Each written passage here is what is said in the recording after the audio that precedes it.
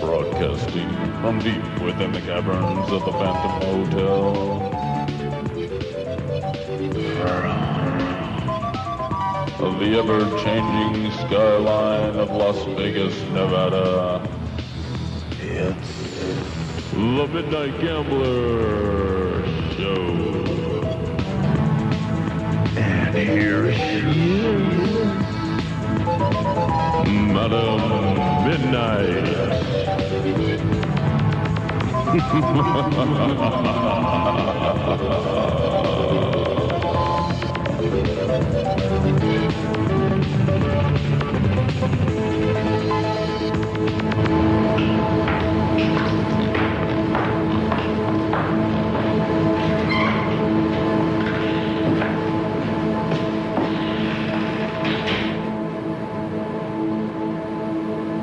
Welcome to the show, players.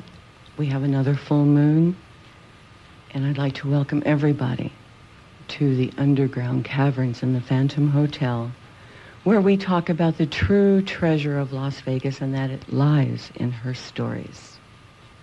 If you have a story that you'd like to share with the 9 western states, Canada to Mexico, the number 702-262-5834.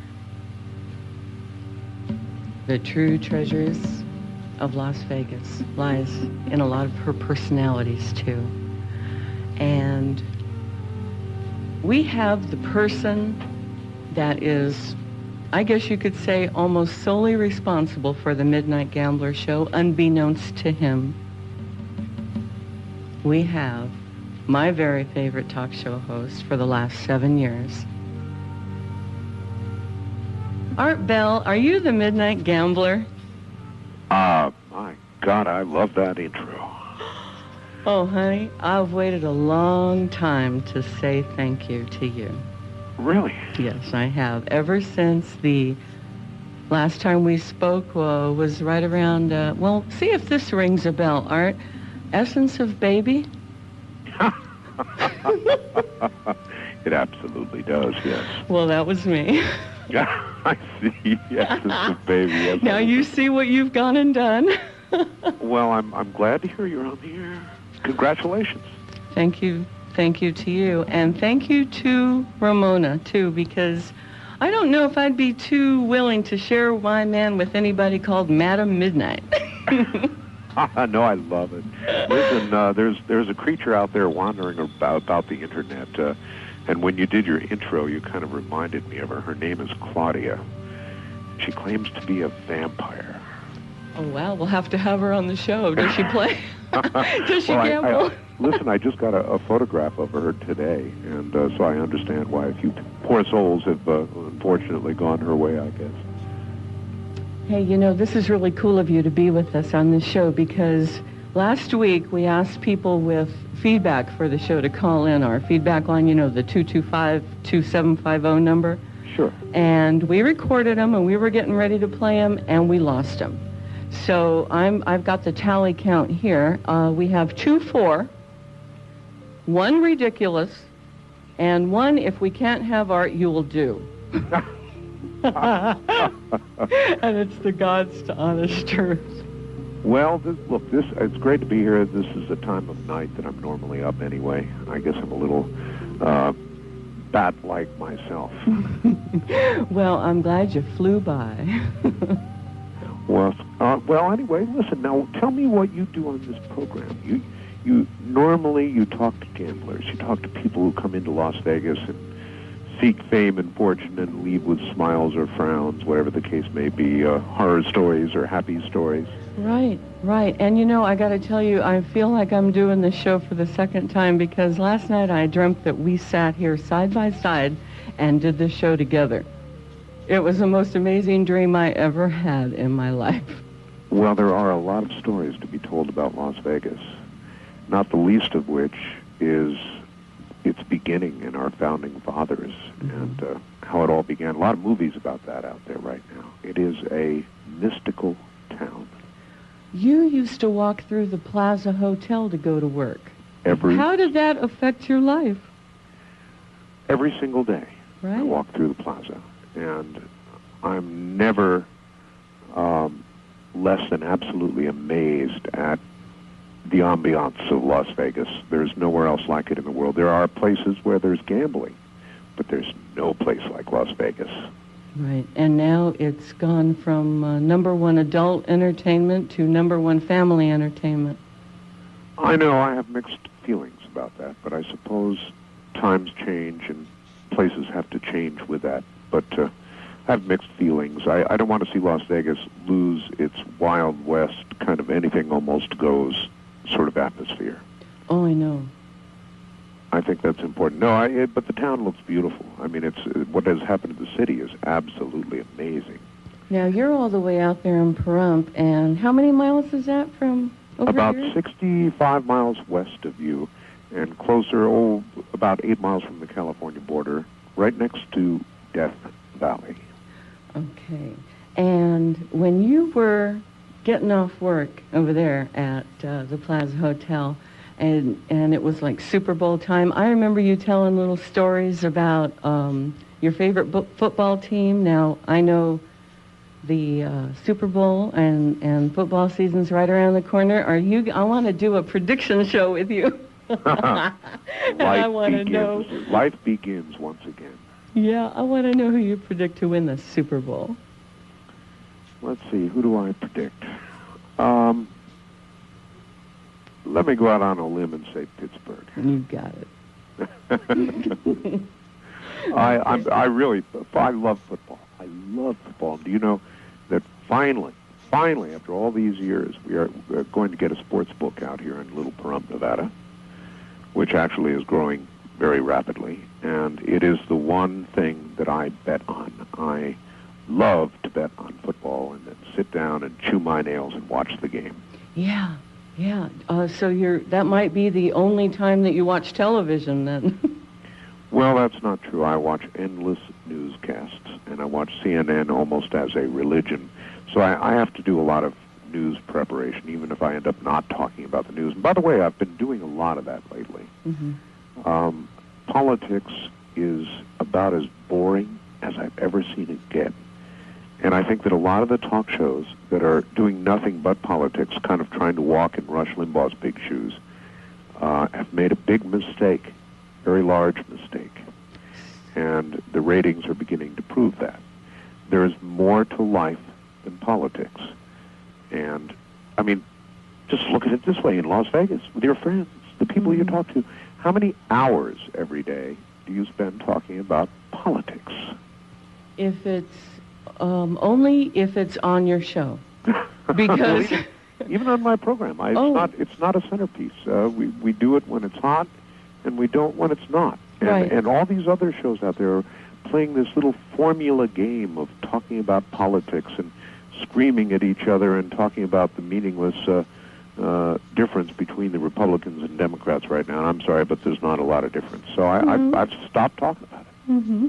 Well, that's why we like to have a kind of an interactive, personal, kind of human side to the gaming industry. You know, there's I dealt poker at the Stardust for 7 years. And I got a call last week from a lady that wanted to know if I remembered her husband, Midgie. And it wasn't until I got home and got out of the car and like slammed the door and I went, oh my God, that little man with the glasses that always wore that brown sweater and, you know, like tipped me 50 cents every hand. And yes, if you are listening, my darling, I do remember Midgie. May he rest in peace. I'll tell you a little secret. Yeah? Before she was in broadcasting, Ramona was a dealer, too. Get out of town. I'm serious. What did she deal? She dealt blackjack. She dealt blackjack. She stood at a roulette table, and one other game. She did 3 games, 3 different games, I believe. What is it? It's usually roulette, blackjack, and the wheel. They usually do the spin at the wheel, right? That's it. Yeah. Okay. How long ago was that? Well, some time now. That would have been about 8 or 10 years ago.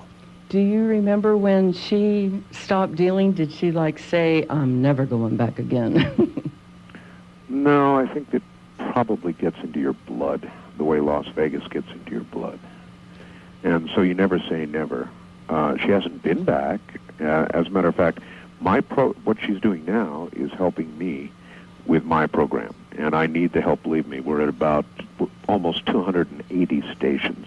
And so the amount of mail, the amount of email, the amount of everything that we get is almost too much. And without her help, I couldn't possibly do it. So she's been retired to a sort of assistant producer kind of situation. Anyway, we're getting ready at the end of the week to say goodbye, Nevada, for about 2 weeks, and we're going to Scandinavia and Russia.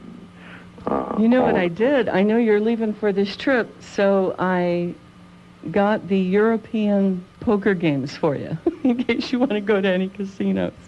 Well, as a matter of fact, we're going to be on a cruise, so the casino will be floating along. Oh, well, you're already fixed up then. That's great. All right, listen, I wanted to ask you, when you were in the service, did you get into any poker games?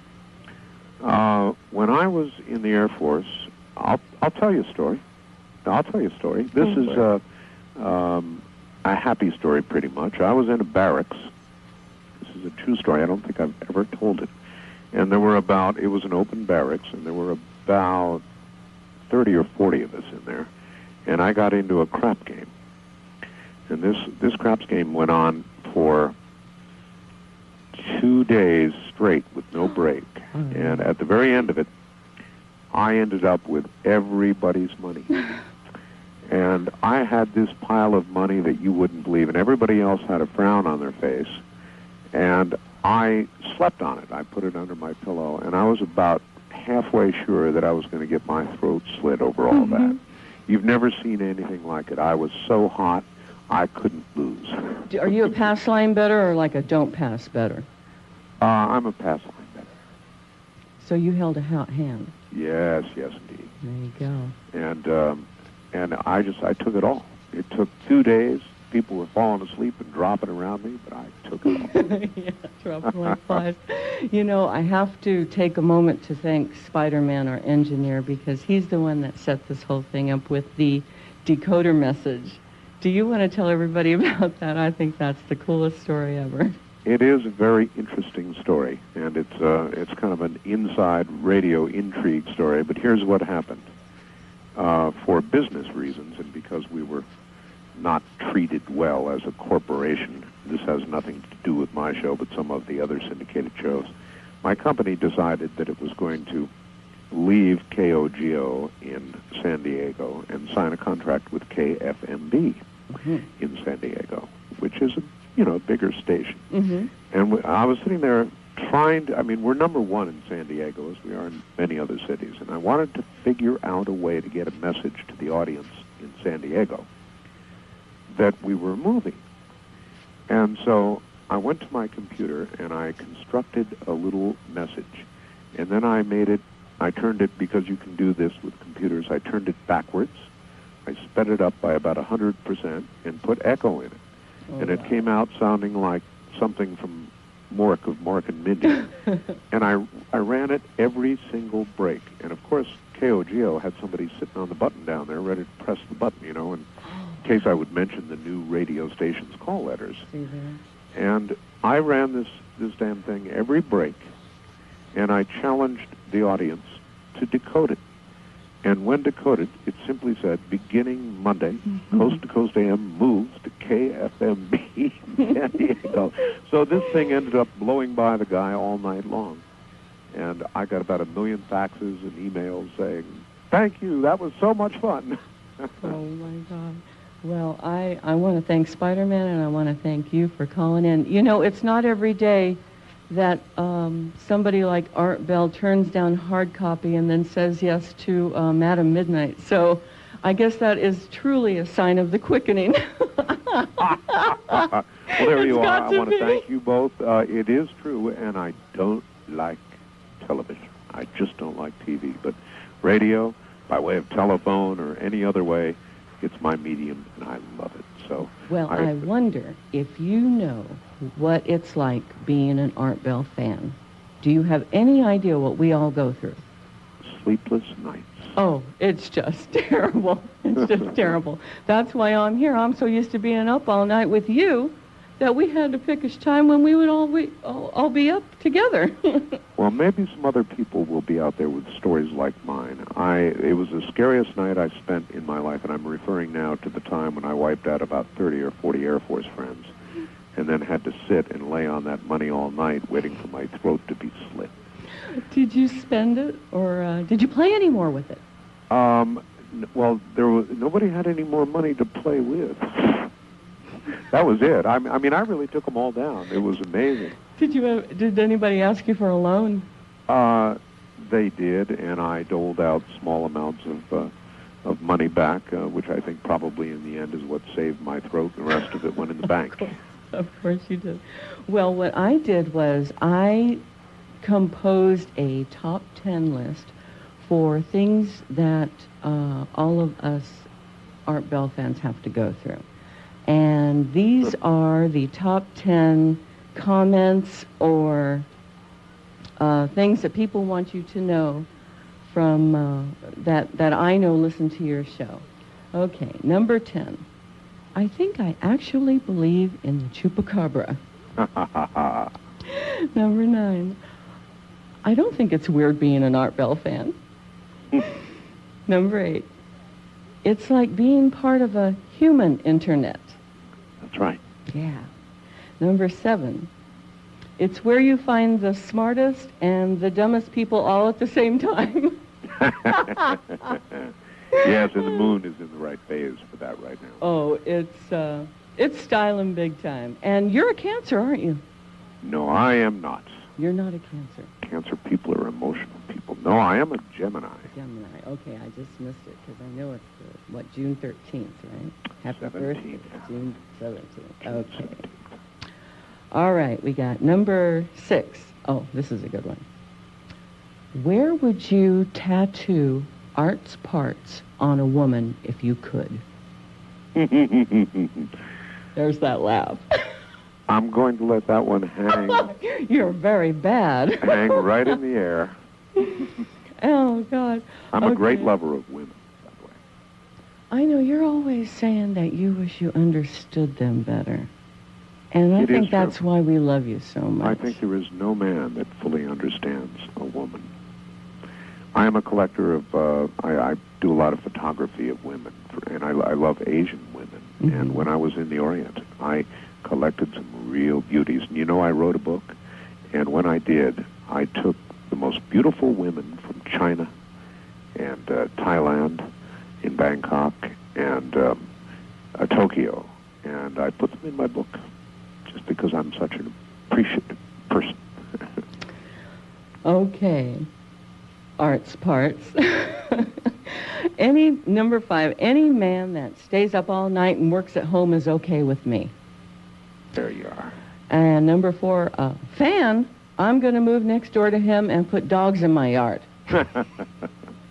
I've got one neighbor with some now.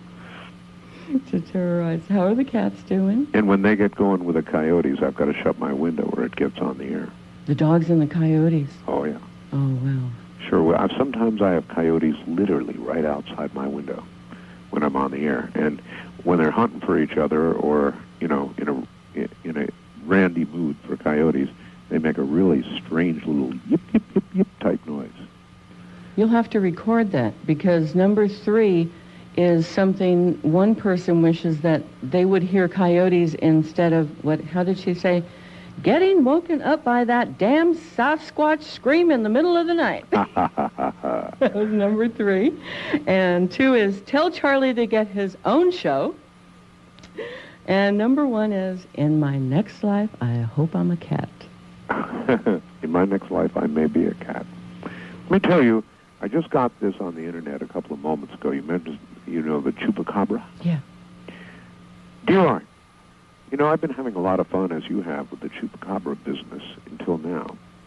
Finally, an incident with one of our goats is completely unexplained. In the wee hours of Friday morning, this last, in other words, we found a 75-year-old buck dead in one of our pens. No signs at all of a problem, except for 6 puncture wounds on the throat. The wounds fairly evenly spaced, about a half-inch apart. The punctures, about an 1/8 inch across. No blood. There was the appearance of dried saliva on the goat's hair surrounding the wounds. Mm-hmm. No blood in the goat. It was taken. This was a healthy buck that would have sired many prize-winning kids had it not died of whatever. Most of the weird things that happen on this farm of 400 dairy goats can be explained. Not this one, Vince in Boulevard, California. Wow. There's something out there. It takes my breath away. Yeah, there there's is. something out there. There definitely is something out I there. find myself looking over my shoulder. I really do, because we're up at night a lot. And, I find myself looking for it. And I don't know where I would have heard of it had it not been for you. It wouldn't have happened, would it? I don't know. The Mexican press is absolutely full of it. It's headline news down there. It's headline news in Arizona a lot of the time, Southern California, Texas. But that's where it's happening. It seems as though in America, if it's not happening to you locally, then it's not happening on a national basis. So nobody nationally, except for my show, has picked this up. But I guarantee you, there's something out there. Something is doing this. People talk about bats. Mm-hmm. Well, bats don't suck blood. Now, this is pretty gory, but what bats do is they bite. Right. And after they have bitten, I'm sorry for this, being graphic like this, but you need to know, they lap up the blood. They just lick it up. That's what a bat does. It doesn't suck blood. No animal, except for whatever in the hell this is out there, bites its victims and actually drains them of all blood. This is something new. And when you say we, you're meaning in the United States or someplace close to you there in Pahrump? I certainly hope not. We've already got Dreamland and Area 51 not far away. Yeah, what do you think? I was going to ask you, because I did see something about small businesses sort of going up on the way to Area 51, little highway kind of side of the road things coming up. Sure. And you can almost see the 51 casino out there, can't you? I'm sure the day will come. I was thinking if you were going to design your own casino, what would you put in it? Perhaps a sports book that would bet on the next sighting. Ooh, see, that's cool. That's a good one. That is a good one. And you could have, we have a fact. Somebody wants you to go over your European itinerary. Well, if I had it here in front of me, I would. I know that I'm visiting 7 Scandinavian countries. We're going to be landing in Copenhagen, and we're going to St. Petersburg in Russia, and then over to Moscow. I've decided to make a trip to Moscow. It's kind of like going to the Wild West and more. They say it's kind of like the 20s. What is interesting, or maybe even worrisome, is that the flight that I'm taking is TWA, Flight 866, that leaves Kennedy for Copenhagen at 8 p.m., the exact time the other flight was supposed to leave. Yeah. So I'm here rooting for, morbid as it may sound, the fact that it was a bomb on Flight 800 and not a missile. Yeah. I'm glad you brought that up, because I have noticed in your voice that you're concerned about that plane flight. I've picked up on it all week. I'm thoughtful. Yeah, you are. Yeah, you are. And I want to tell you something, because after 7 years of listening to you and speaking with you and you being a part of my life and the people that are close to me, if there's one thing I have to remember to do, it's say hi from Henna, because she's your biggest fan, even though she passed away, and that was my mom. And all of my sisters and me and brothers and everybody love you very much. And I have to take this. I don't want to, but I have to, because you can understand from this side, it's hard, saying things like this, but you're too much of a realist. to ignore it. And you are concerned about flying in a plane, and there is a lot of stuff going on out there. And if something were to happen to you, I would never forgive myself if I didn't take this opportunity to tell you how much everybody loves you. Well, that's very kind. I mean, thank you. Let me just say this, okay? Yeah. If something happens to me, and I don't anticipate it, but should it, I lived a good life, and I did what I wanted to do, and I'm still doing what I want to do, and I've been incredibly lucky. You know, people who do well and get to be very successful tend to attribute things to luck, and I do. I've been very lucky, hopefully a little talented, but very lucky, and I've lived a good life. So if it ends, remember me that way as somebody who enjoyed what they did. You made the world a better place. Well, And the tougher life gets, the harder it is to find people and things to depend on. And you have been there every night for us. Even if it's a rerun, we don't care. We don't care. We just want art. Listen, you're a sweetheart. I've got to take off. It's nearly the bottom of the hour, actually a little past, and I'm going to let you get to your business. I've got to go do a little research, so I have something to talk about. Okay. Do make one prediction come through and say, listen to the Midnight Gambler Show. All right. And then we're going to throw you in the pit. Into the pit with me, huh? All right. Listen to Madame Midnight and the Midnight Gambler Show. Thank you, Art Bell. God bless you. Throw 'em in a pit.